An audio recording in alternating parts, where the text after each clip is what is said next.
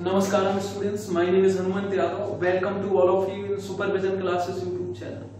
Students, in this video we will discuss about first chapter of 9th class biology और जिसका first chapter है the fundamental unit of life. Students, basically cell is commonly called the fundamental unit of life. Basically the fundamental unit of life का meaning होता है each and every organism composed of cell. Basically cell is the basic unit of life or cell is the structural and functional unit of living organism.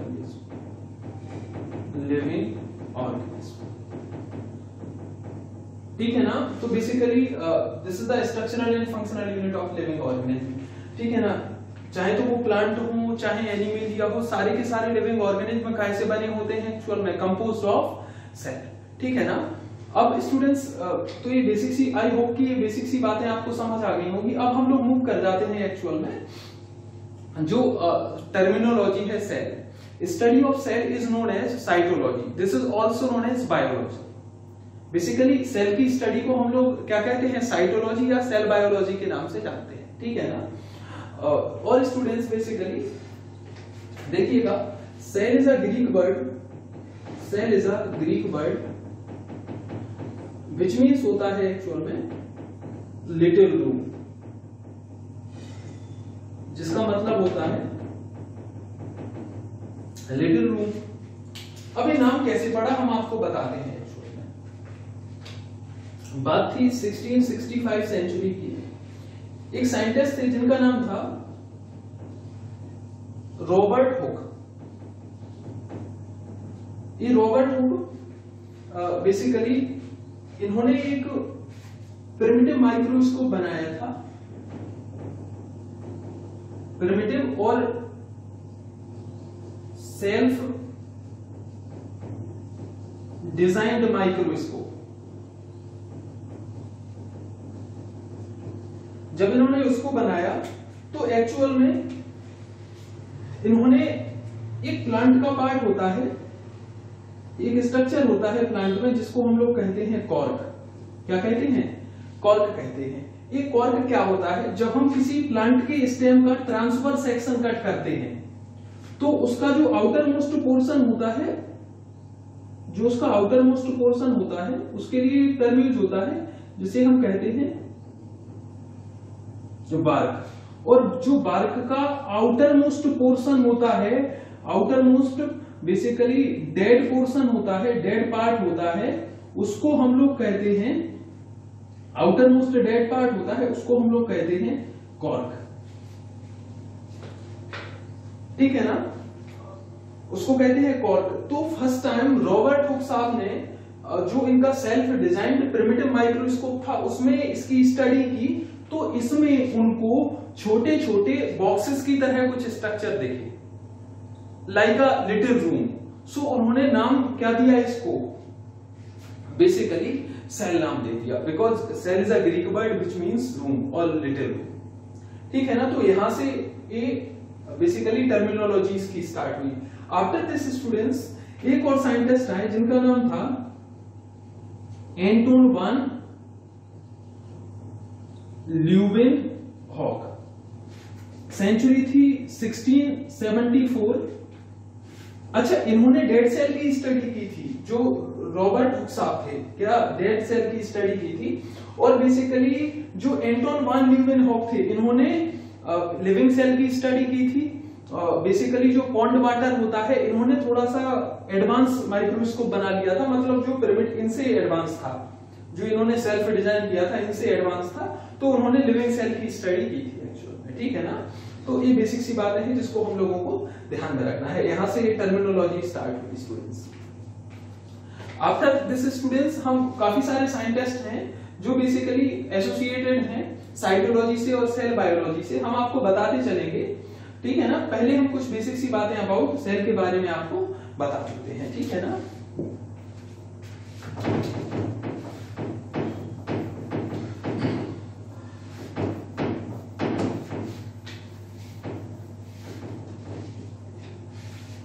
After this students हम basic सा cell का एक structure हम आपको बता देते हैं, जिससे आपको आइडिया लग जाएगा सेल के बारे में। देखिएगा स्टूडेंट्स,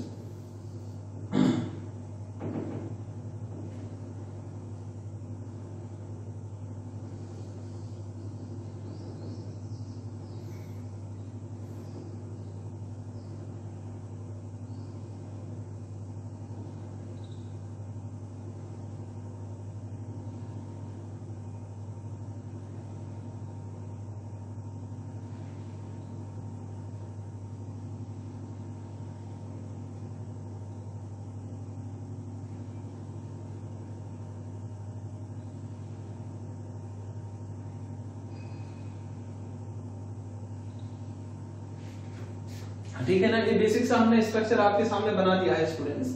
इसमें बेसिकली जो सेल है, यहां पर जो आउटर मोस्ट पार्ट होता है सेल का, जिसे हम लोग सेल एनवेलप कहते हैं। क्या कहते हैं? सेल एनवेलप कहते हैं। तो उसमें क्या होता है, बेसिकली जो सेल एनवेलप है, उसमें आता है 2 पार्ट आ जाएंगे एक्चुअल में। एक तो फर्स्ट पार्ट आ जाएगा प्लाज्मा मेम्ब्रेन, और दूसरा plasma membrane, this is also called cell membrane.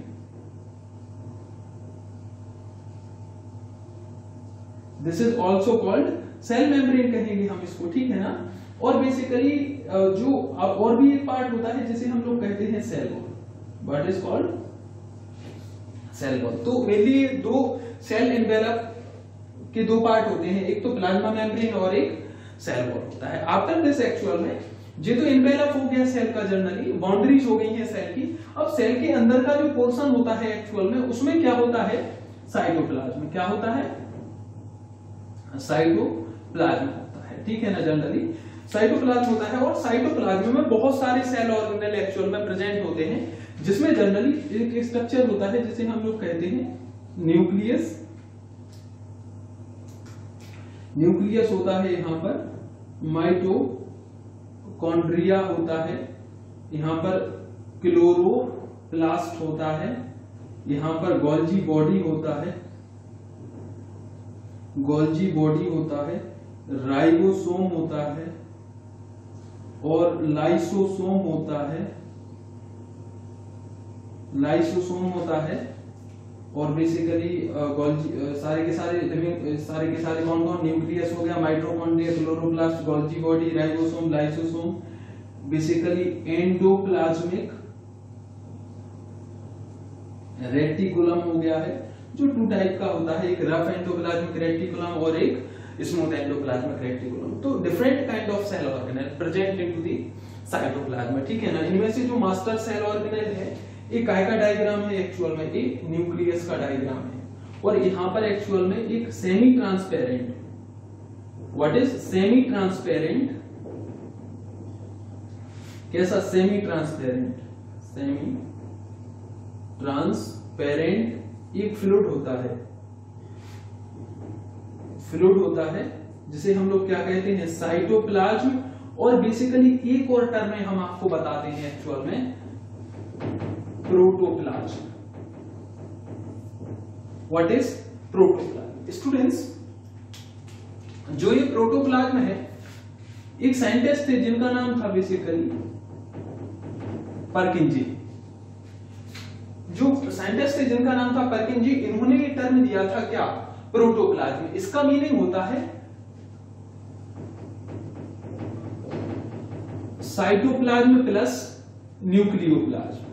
What is? Cytoplasm plus nucleoplasm. अब स्टूडेंट्स, जो न्यूक्लियोप्लाज्म होता है, the fluid present into the nucleus is known as nucleo, ठीक है। तो स्टूडेंट्स, बेसिकली इस चीज को हम लोगों को ध्यान में रखना है।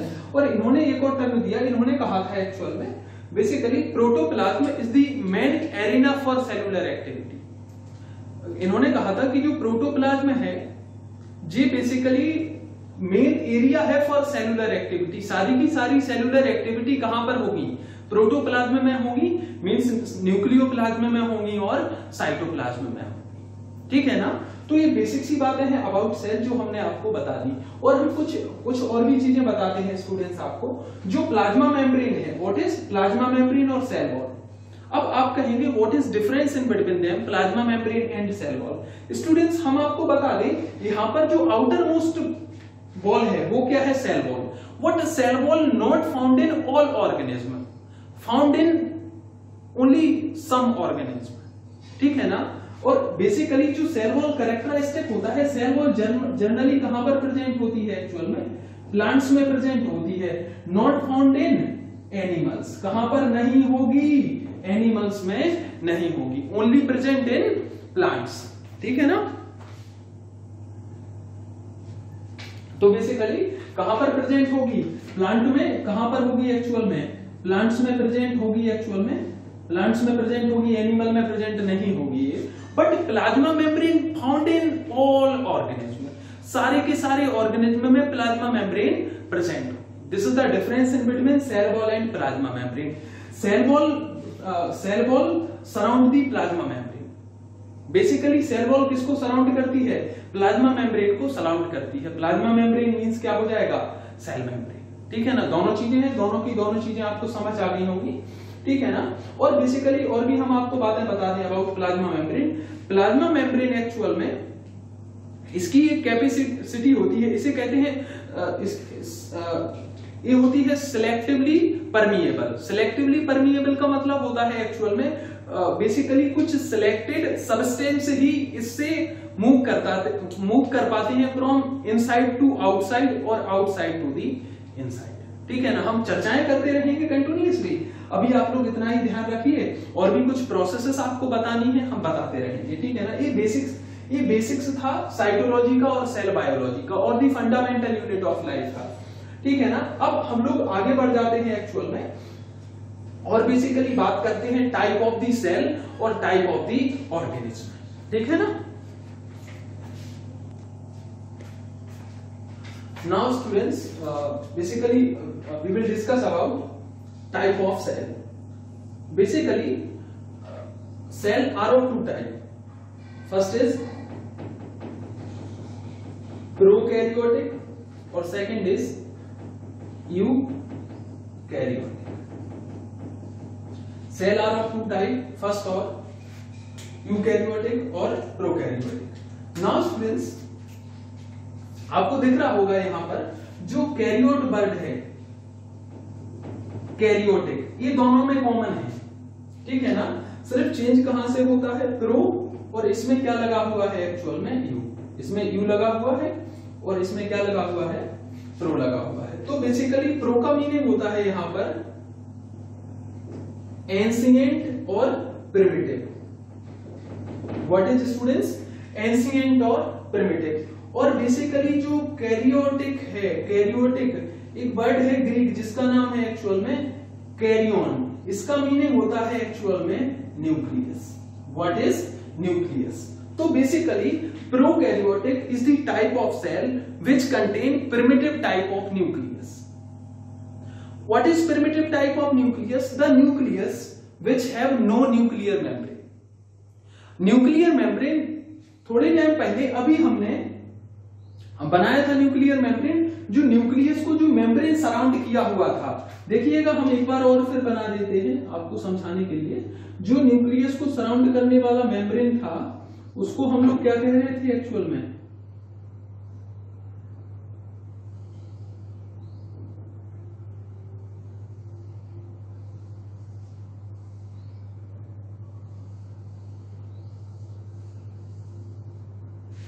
स्टूडेंट्स देखिएगा, सपोज भी ये हमने सेल को ले लिया है, तो बेसिकली जो मेम्ब्रेन है nuclear membrane, this is nuclear membrane. ठीक है ना? इसके अंदर न्यूक्लियोप्लाज्म प्रेजेंट होगा।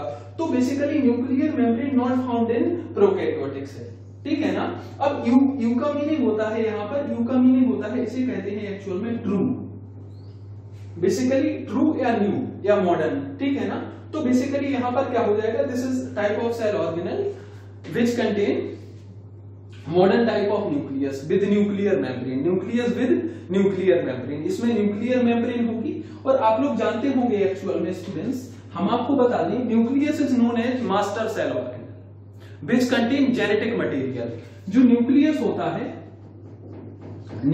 होता है इसे मास्टर सेल ऑर्गेनेल कहा जाता है, और which contain basically genetic material. What is genetic material? इसमें क्या प्रेजेंट होता है? Genetic material. Genetic material basically यहां पर होता है क्या, एक तो डीएनए और second is that RNA. Genetic material के बारे में हम डिटेल में डिस्कस करेंगे, ठीक है ना। अभी तो सिर्फ बेसिकली ध्यान रख लो आप, डीएनए और आरएनए, इसे कहते हैं डीऑक्सीराइबोन्यूक्लिक एसिड, इसे कहते हैं राइबोन्यूक्लिक एसिड, ठीक है ना। तो बेसिकली दोनों के बारे में हम डिस्कस करेंगे डिटेल में, बट हम फंक्शन बता दे रहे हैं। जेनेटिक मटेरियल का जो फंक्शन होता है, करेक्ट, जो बेसिकली किसी भी ऑर्गेनिज्म के जो कैरेक्टर्स होते हैं, इनहेरिटेबल कैरेक्टर होते हैं, उसकी जो मॉर्फोलॉजी होता है, कलर ऑफ द स्किन होता है, कलर ऑफ द हेयर होता है, तो बेसिकली वो कैरेक्टर को प्रिजर्व करना और कैरेक्टर को ट्रांसफर करना from one generation to the next generation, वो जेनेटिक मटेरियल का काम होता है। बट हमारा मुद्दा है कि जो हमारा इश्यू है वो प्रोकैरियोटिक सेल और यूकैरियोटिक सेल का है, ठीक है ना। ये जो सेल है हमने आपके सामने बनाया है, ये प्लाज्मा मेम्ब्रेन है, और ये जो सेल है ये यूकैरियोटिक सेल है, क्योंकि इसमें न्यूक्लियर मेम्ब्रेन प्रेजेंट है। हम आपको सेल दिखाते हैं एक्चुअल में आपकी बुक में, जस्ट 1 मिनट स्टूडेंट्स।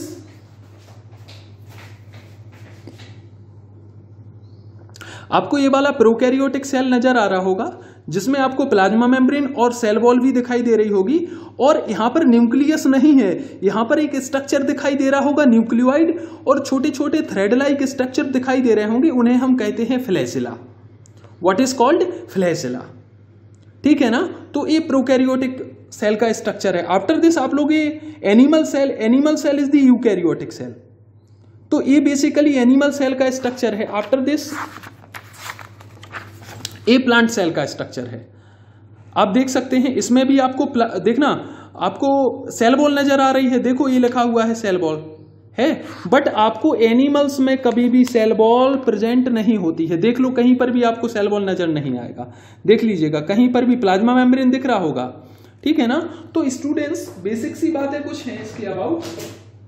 हमने क्या कहा, जो प्रोकैरियोटिक सेल में न्यूक्लियस नहीं होता है, और न्यूक्लियस होता भी है तो एंशिएंट और प्रिमिटिव टाइप ऑफ न्यूक्लियस होता है। तो इसका जो लाइक जैसे ये बैक्टीरिया का डायग्राम उसमें बना हुआ था जो आपने देखा, बेसिकली कैप्सूलेटेड फॉर्म में था, ये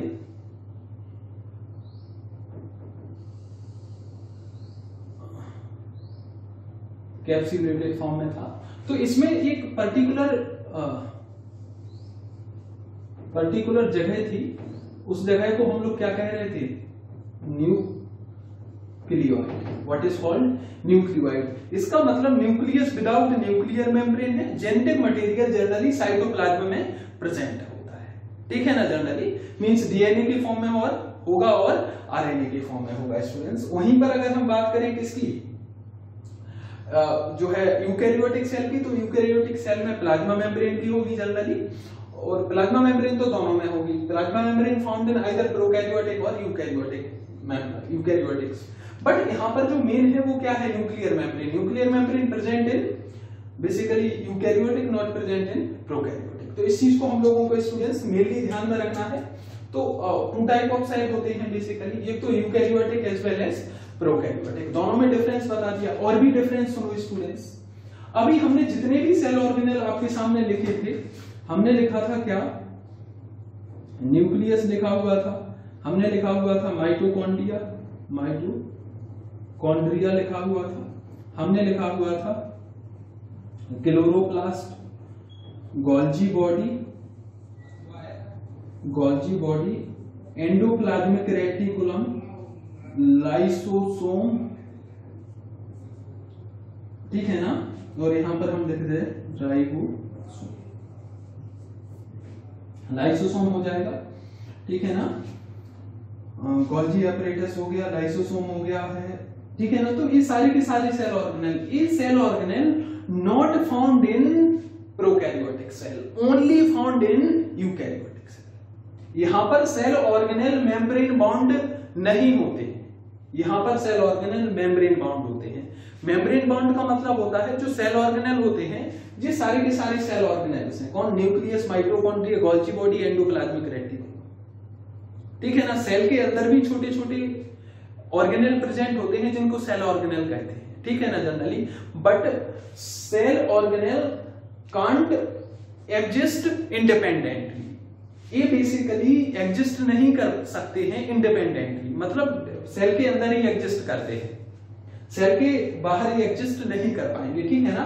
तो ये बेसिकली जो मेम्ब्रेन बाउंड सेल ऑर्गेनेल हैं which are not found in prokaryotic cell, only found in eukaryotic cell, ठीक है ना स्टूडेंट्स। और बेसिकली हम आपको बता दें, size of the prokaryotic cell always smaller than the eukaryotic cell, always smaller होगा एक्चुअल में, और प्रोकैरियोटिक सेल बड़े, ठीक है ना। और हम आपको बता दें, cell and size and shape of the cell organelle varies with organism to organism, जो जनरली वेरी करता रहेगा ऑर्गेनिज्म टू ऑर्गेनिज्म, ठीक है ना।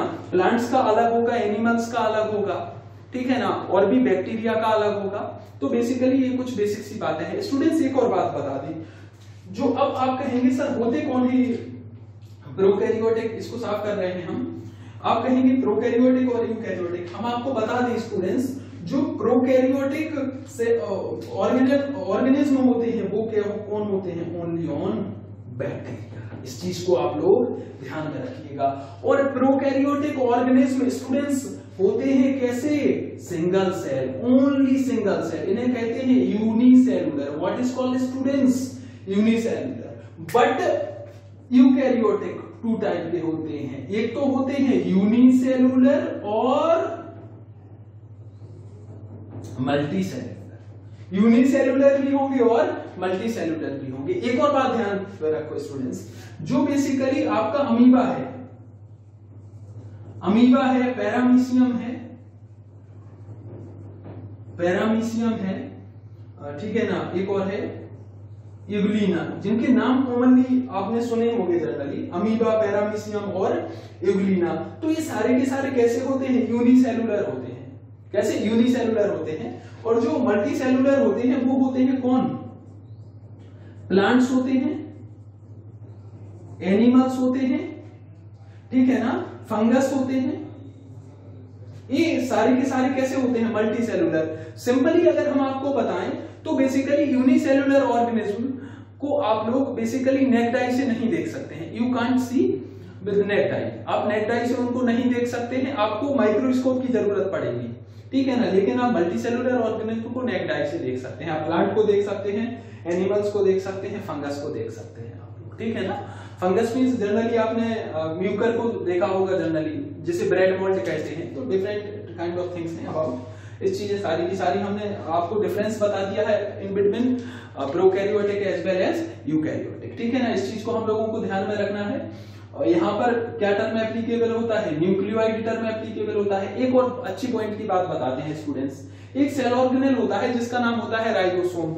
Ribosome found in prokaryotic as well as eukaryotic. ये टू टाइप का होता है, कभी इस पर हम डिटेल में डिस्कस करेंगे, ठीक है ना स्टूडेंट्स। तो आई होप कि ये सारी की सारी बातें आप लोगों को अच्छे से समझ आ गई होंगी। हम आपको एक और बात बताते हैं स्टूडेंट्स, अच्छी देखिएगा, आपकी जो बुक है इसमें